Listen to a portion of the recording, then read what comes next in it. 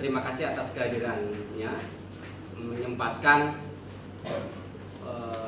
Sebenarnya sih agenda ini mendadak dan mohon maaf kami nggak ada banyak persiapan terkait diskusi hari ini, dan saya terima kasih teman-teman nelayan menyempatkan hadir untuk kita berdiskusi lah soal wilayah pesisir kita, soal zona tangkapan nelayan kita.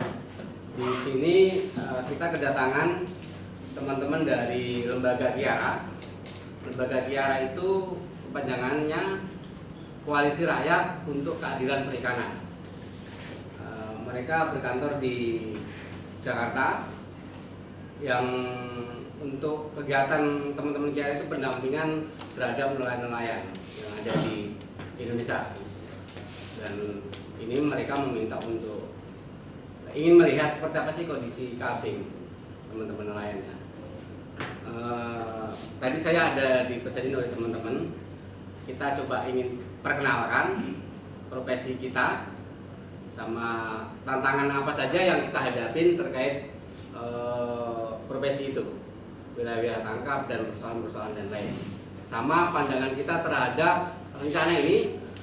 Ada rencana akan dibuatkan perda zonasi wilayah pesisir dan pulau-pulau kecil, yang ini akan disahkan oleh pemerintah provinsi lewat gubernur dan DPRD provinsi.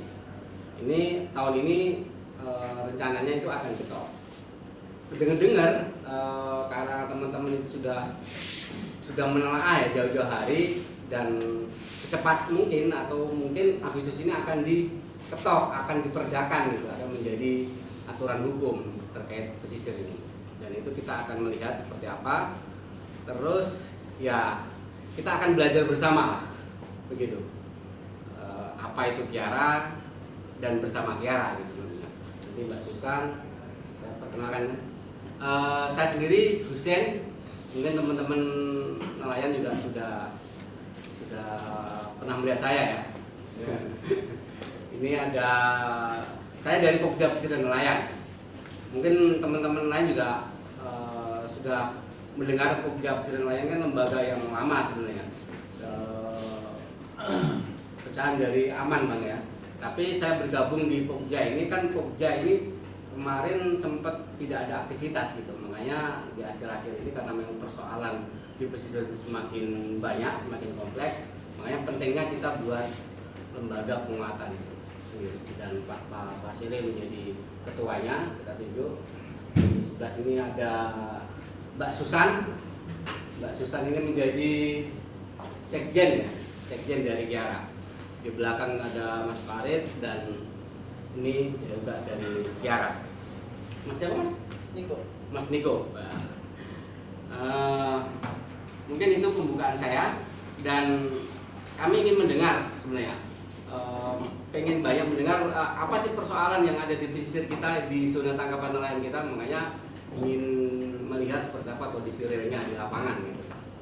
Mungkin itu Pak Basile, silakan. Oke, terima kasih Bung Husein. Mungkin tadi tidak lengkap memperkenalkan. Bung Husein itu warga saya sebenarnya, RT 24. Ya, jadi dia warga Manggar Baru. Jadi saya panggil ke sini dia untuk diskusi. Meski dulu dia lama di Manggar, dia mengelola di udang, jadi tidak jauh-jauh kegiatannya dengan Bapak Ibu. Ya, nelayan. Kalau saya sejak kecil saya terlahir nelayan, besar di kampung nelayan, beraktivitas juga nelayan. Ya. Terus hari ini mungkin teman-teman kaget kenapa tiba-tiba kita bertemu. Salah satu teman kita yang seperti dibilang oleh Bung Husein tadi, itu Kiara, yang selama ini konsen memperhatikan persoalan-persoalan nelayan di berbagai pelosok Indonesia, itu tertarik ketika mendengar bahwa di pelosok Balikpapan itu ada sekelompok nelayan yang merasa terganggu oleh berbagai aktivitas di laut, ya, termasuk rencana peraturan daerah RZP 3K, rencana zonasi, kalau bahasa kasarnya itu kapling laut itu, yang sebagian wilayah tangkapnya nelayan itu akan ditetapkan sebagai wilayah kerja terbuka. Nah, karena kegelisahannya Bapak Ibu itu terdengar oleh teman-teman Kiara, akhirnya mereka tertarik untuk datang. Ya, seperti apa sih mereka nanti nelayan ini ketika ada RZ? Apakah nelayan tahu tentang RZ? Apakah nelayan pernah dilibatkan dalam penyusunan RZ? Ya.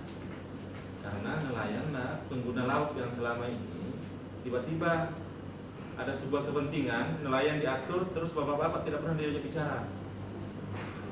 Itu mungkin yang ingin didengar oleh teman-teman Kiara biar menjadi bahan kajian mereka, ya, seperti apa nanti langkah-langkah yang mereka lakukan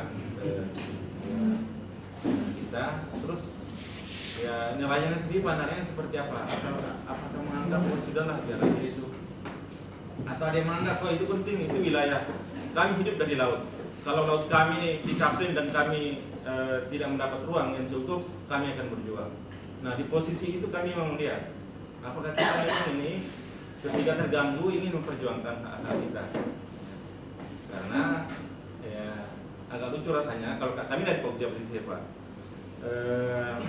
Kami yang teriak, terus yang punya kepentingan besar ada nelayan, ya hanya memandang aja dari jauh, tidak terlibat langsung dalam proses perjuangan. Ya, saya dari sejak kecil sebenarnya kan hidupnya di laut, tidak ingin teman-teman kami yang berprofesi nelayan itu terganggu hidupnya dari suatu kepentingan besar yang tidak melihat kepentingan kita bahwa hidup kita itu terganggu di laut. Nah, itu yang ingin kami kami ingin gali juga dari bapak-bapak dan ibu-ibu. Nanti ingin Pak Susan dari Sekjen Kiara itu ini banyak mendengar sih dari Bapak itu tentang ya, hidup nelayan masa depan terkait dengan banyaknya rencana, mulai dari rencana laut di Timbun yang mungkin Bapak masih ada yang belum tahu, ada 1 kilo laut kita itu akan ditimbun di daerah Landasan sampai daerah Melawai sampai daerah darat, ya Samudra. Yang di dalamnya itu yang saat ini sudah sejak dulu dimanfaatkan oleh nelayan, yang di dalamnya juga banyak terumbu karang. Mungkin informasi itu juga sampai hari ini banyak nelayan yang tidak tahu dan tidak mengerti apa dampaknya ke depan. Terus bagaimana kita yang di timur ini, ya saya selalu teriak, ketika wilayah selatan itu ditimbun akan terjadi perubahan pola arus, kan perubahan bentang alam, terjadilah abrasi di wilayah kita. Contoh baru sebagian kecil yang direklamasi di sana, dampak di kita itu sudah bisa ada beberapa daerah yang sudah terkikis kena abrasi. Itu mungkin dari saya. Terima kasih Bapak Ibu yang sudah bersedia datang. Kami ingatkan bahwa kegiatan pertemuan kita ini tidak ada kaitannya dengan politik. Ya, meski hawa-hawa politik Balikpapan sudah mulai lagi terdengar. Saya baru saja dibubarkan menjadi penyelenggara, jadi saya sudah bisa bicara bebas dengan Bapak Ibu. Kalau dulu saya bicara untuk begini, saya langsung dikasih peringatan. Makanya ketika diminta aksi ke laut, saya tidak berani. Saat itu saya bicara. Kalau sekarang, ya bebas, karena saya sudah dibubarkan. Terima kasih. Assalamualaikum warahmatullahi wabarakatuh. Terima kasih. Mungkin saya tambah.